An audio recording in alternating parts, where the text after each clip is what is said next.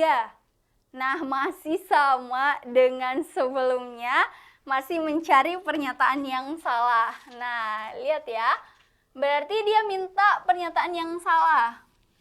Nah, adik-adik, tips dari kakak, kalau misalnya kita mau kerja penalaran umum, itu dia kan banyak nih model soalnya, dan biasanya itu ada beberapa perbedaan dari satu buku dengan buku yang lain untuk kunci jawaban. Nah, tapi di situ kan biasanya dijadikan atau diberikan alasan kenapa jawabannya seperti ini. Nah, adik-adik memang harus lebih banyak dapat soal atau kerja soal, apalagi tentang penalaran umum itu memang agak lebih, kalau menurut orang lain gampang, tapi untuk kita yang baru-baru belajar itu mungkin agak lebih susah, kecuali adik-adik sudah sering dapat soalnya, atau mungkin adik-adik sudah sering membahas dengan teman-teman yang lain tentang soal penalaran umum itu sendiri. Oke, balik lagi nih untuk soal nomor 3. Kita lihat, oh dia minta pernyataan yang pasti salah. Jadi di soal nomor 3, apabila Arin bermain gitar, maka Rowan bermain anggar. Nah, ada kata-kata apabila. Ingat, di ekuivalensi kalau dia menggunakan kata-kata apabila berarti kemungkinan besar keadaannya itu dilakukan secara bersamaan. Jadi kalau Arinnya bermain gitar, Rowannya bermain anggar. Jadi dia dilakukan secara bersamaan. Ada kata-kata maka.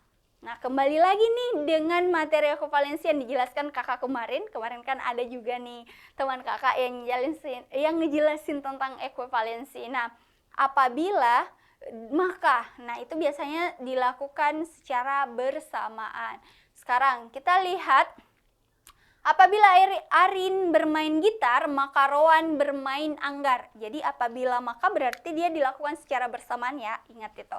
Oke, sekarang kita lihat ke soalnya. Soalnya itu dia minta yang pasti salah. Nah, yang pasti salah berarti kita lihat dulu ya. Kita lihat satu-satu untuk redaksi opsi yang disediakan. Yang pertama itu adalah Arin bermain gitar dan Rowan tidak bermain anggar. Di sini kan Arinnya bermain gitar, Rowannya tidak bermain anggar. Berarti satunya melakukan, satunya tidak. Oke, yang kedua bagian B. Arin tidak bermain gitar atau Rowan tidak bermain anggar. Di sini Arinnya tidak melakukan, Rowannya juga tidak melakukan. Jadi bersamaan ya, meskipun dia dipisahkan oleh kata-kata atau. Tapi keduanya tidak melakukan. Oke, lanjut bagian C. Ketika Arin tidak bermain gitar, Rowan tidak bermain anggar. Di sini ada kata-kata Arinnya tidak, Rowannya juga tidak. Jadi dia dua-duanya tidak. Sekarang bagian D.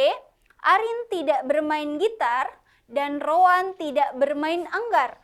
Berarti Arinnya juga tidak melakukan, Rowannya juga tidak melakukan. Nah, bagian E, Arin tidak bermain gitar dan Rowan bermain anggar. Arinnya tidak, Rowannya bermain anggar. Nah, sekarang mari kita lihat kira-kira kemungkinan besar untuk bagian E yang mana nih yang benar? Apabila Arin bermain gitar, maka Rowan bermain anggar. Nah, pernyataan berikut yang pasti salah. Nah, di sini dapat kita lihat ya, kalau tadi kita amati nih satu-satu, berarti kemungkinan yang tidak masuk opsi jawaban itu sudah ada nih. Yang kakak kasih 2 B, C, E itu kan, B, C, D itu kan dia dua-duanya semuanya tidak, berarti ini pasti tidak jadi opsi jawaban ya. Nah, kita model metode eliminasi opsi. Sekarang kita berfokus di A dan E. Nah, di sini adik-adik memang harus bisa pahami maksud duanya. Nah, kira-kira A dan E ini yang mana yang paling tepat? Arin bermain gitar dan Rowan tidak bermain anggar untuk A ya. Terus E, Arin bermain gitar dan Rowan bermain anggar. Nah, perhatikan untuk soal nomor 3. Nah, di sini kan tadi kita sudah bahas ya. Kita sudah berikan pemisalan untuk bagian A berarti Arinnya lakukan. Terus bagian untuk Rowannya dia tidak melakukan. Terus untuk bagian E, Arinnya tidak melakukan, Rowannya dia melakukan. Oke, yang paling banyak kita lihat A, E. Oke. Oke, mari kita lihat.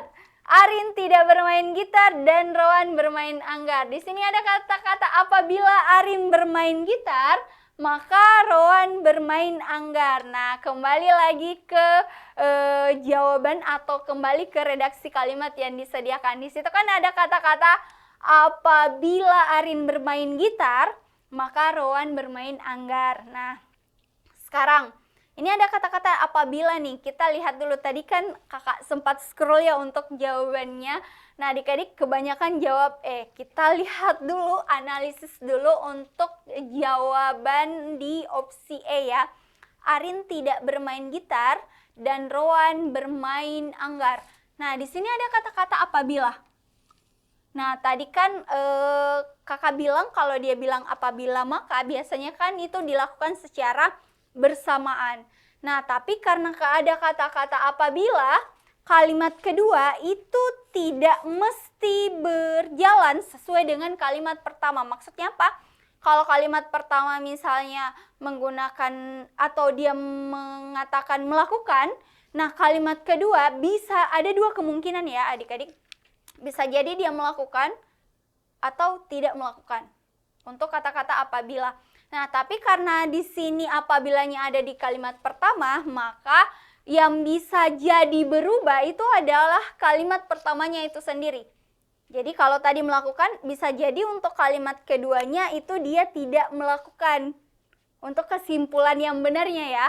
Kadang ada kata-kata apabila. Berarti kemungkinan besar ini bisa menjadi jawaban yang benar. Tapi balik lagi, karena dia minta jawaban yang pasti salah. Ingat, kalau tadi adik-adik bilang jawaban yang benar, berarti oke, itu termasuk ya. Tapi karena dia minta pernyataan yang pasti salah. Salah itu berarti dia tidak terjadi ya. Atau tidak mungkin ada di perubahan di kalimat yang disediakan. Nah, karena di sini tadi kata-kata apabilanya itu berada di awal kalimat, berarti kalimat yang mengikuti kata apabila itu bisa jadi dia berubah. Itu untuk jawaban yang benarnya. Nah, berarti karena dia minta yang pasti salah, yang paling tepat dan benar untuk soal nomor 3 itu adalah A.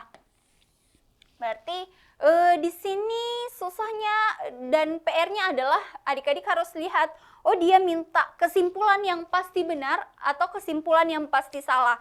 Nah, kalau dia minta kesimpulan yang pasti benar berarti jawaban yang paling benar dari jawaban yang disediakan. Kalau dia minta kesimpulan yang pasti benar.